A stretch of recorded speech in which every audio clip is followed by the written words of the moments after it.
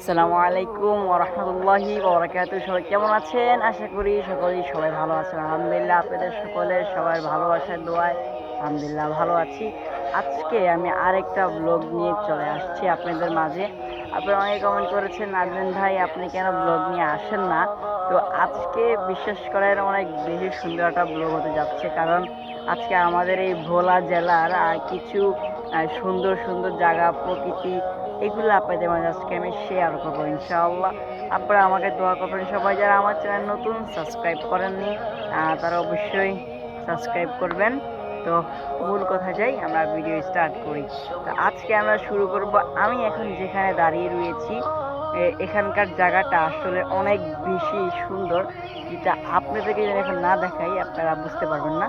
তবে চলেন আজকের ভিডিও শুরু করা যাক।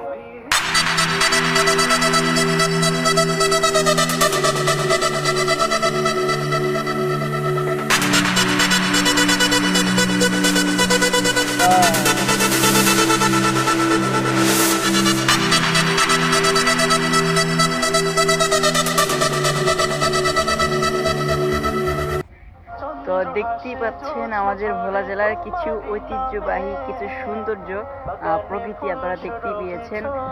আর আজকে আমার সাথে আরেকজন আছে, তার নাম হলো নাইম। সে আমার সাথে ব্লগে আসছে, আমার সাথে কিছু হেল্প করতে, আমার সাথে আসছে ব্লগ করতে। তো দেখতেই পাচ্ছেন সে আমার সাথে। তো কেমন লাগছে আমাদের এই ভোলা জেলার ঐতিহ্য এবং সৌন্দর্য এলাকা, প্রকৃতি, অবশ্যই আমাদেরকে জানাবেন। তো দেখতেই পারলেন আমাদের আজকের এই ব্লগটি।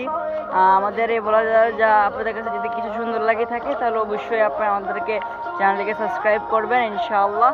আর বেল ওয়াল আইকনটিকে বাজিয়ে রাখবেন, যাতে করে আপনাদের সাথে আবার দেখা হয় আমাদের ইনশাআল্লাহ।